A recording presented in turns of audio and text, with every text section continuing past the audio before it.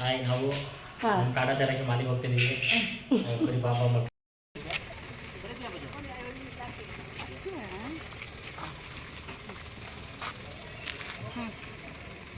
Hi everyone, welcome to my new vlog.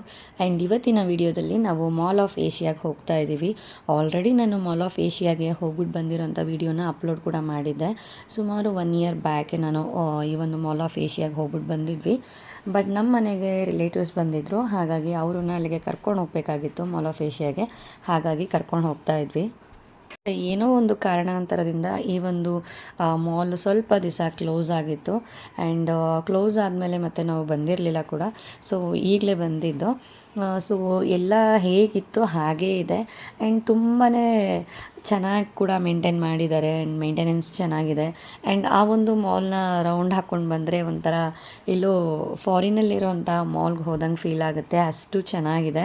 ಇವರು ನನ್ನ husband relative, but ನಿಜಕ್ಕೂ ನಾನು ನನ್ನ ಸ್ವಂತ ತಮ್ಮ ಅಂತಲೇ ಫೀಲ್ ಮಾಡ್ತೀನಿ. ನನ್ನ ಮದುವೆ ಆಗಿ 6 ಇಯರ್ಸ್ ಆಯಿತು. ಬಟ್ 6 ಇಯರ್ಸಿಂದ ಇಲ್ಲಿವರೆಗೂ ಅದೇ ಒಂದು ಪ್ರೀತಿ ವಿಶ್ವಾಸನ ನಾನು ಅವರಲ್ಲಿ ಕಾಣ್ತೀನಿ. ಇದೇ ನಿಜವಾದ ರಿಲೇಷನ್ ಅಥವಾ ರಿಲೇಟಿವ್ಸ್ ಅಂತ ಹೇಳಿ ಹೇಳ್ಬೋದು. ಮನಸ್ಸು ಒಳಗಡೆ ಒಂದು ಹೊರಗಡೆ ಒಂದು ಇರೋದಕ್ಕಿಂತ ಎರಡೂ ಕಡೆ ಒಂದೇ ರೀತಿಯಲ್ಲಿ ಇದ್ದು ನಡ್ಕೊಳ್ತಾರಲ್ವ, ಅದೇ ನಿಜವಾದ ಸಂಬಂಧ ಆಗಿರುತ್ತೆ. ಜೀವನದಲ್ಲಿ ನಾವು ಸಾವಿರಾರು ಜನನ ಭೇಟಿ ಮಾಡಿರ್ತೀವಿ, ಆದರೆ ನಮ್ಮ ಕಷ್ಟದ ಟೈಮಲ್ಲಿ ನಮ್ಮ ಜೊತೆಯಲ್ಲಿ ನಿಲ್ಲೋರು ಮಾತ್ರ ನಿಜವಾದವರು.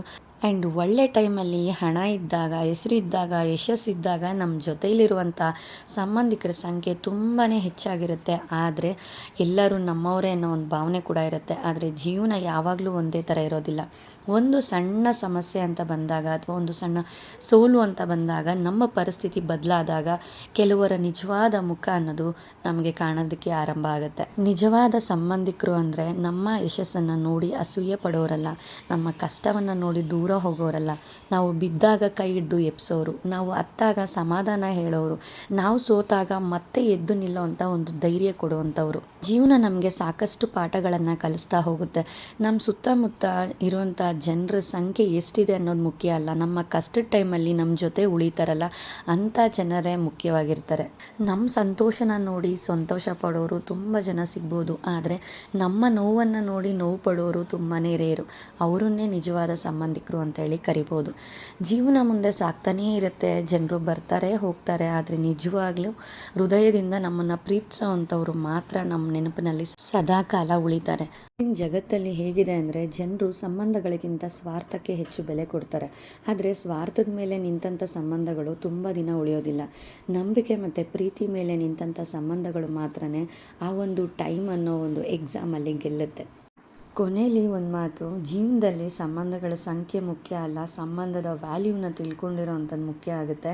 ಹಾಗೆ ನಮ್ಮ ಯಶಸ್ಸಿನಲ್ಲಿ ನಗುವಂಥವ್ರ ಸಂಖ್ಯೆ ಹಲವಾರು ಜನ ಇರ್ತಾರೆ, ಆದರೆ ನಮ್ಮ ಕಣ್ಣೀರಿನ ಜೊತೆ ನಿಲ್ಲುವಂಥವ್ರು ತುಂಬಾ ರೇರು.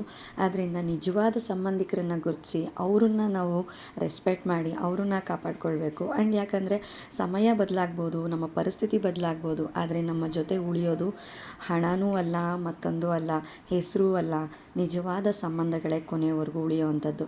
ಕಷ್ಟದಲ್ಲಿ ಕೈ ಹಿಡಿಯುವವರು, ಸೋಲಲ್ಲಿ ಧೈರ್ಯ ತುಂಬುವಂಥವ್ರು, ಹಾಗೆ ಸಂತೋಷದಲ್ಲಿ ನಮ್ಮ ಜೊತೆ ಮನಸಾರೆ ಖುಷಿ ಪಡುವಂಥವ್ರು, ಅವರೇ ನಮ್ಮ ಜೀವನದ ನಿಜವಾದ ಸಂಪತ್ತು ಅಂತ ಹೇಳಿ ಹೇಳ್ಬೋದು. ಫೈನಲಿ ನಾವು ಕೂಡ ಮಾಲ್ ಎಲ್ಲ ರೌಂಡಪ್ ಹಾಕಿ ಮುಗಿಸ್ಕೊಂಡ್ವಿ.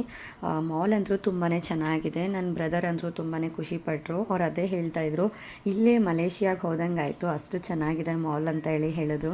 ಆ್ಯಂಡ್ ಮಾಲ್ಗೆ ಹೋಗೋದಕ್ಕೂ ಮುಂಚೆ ಹೋಗೋದಾ ಬೇಡವಾ ಅಂತ ಹೇಳಿ ತುಂಬ ಡ್ರ್ಯಾಗ್ ಮಾಡ್ತಾ ಇದ್ವಿ. ಬಟ್ ಫೈನಲಿ ಹೊರಟು ಬಂದ್ವಿ. ಬಟ್ ಮೇಲೆ ಈ ಮಾಲ್ ನೋಡಿದ್ಮೇಲೆ ನನ್ನ ಬ್ರದರ್ ಅದೇ ಹೇಳಿದ್ರು, ಬಂದಿದ್ದು ಒಳ್ಳೇದಾಯಿತು, ತುಂಬ ಚೆನ್ನಾಗಿದೆ ಮಾಲು, ನೋಡಿ ತುಂಬಾ ಖುಷಿ ಆಯಿತು ಅಂತೇಳಿ ಹೇಳಿದ್ರು.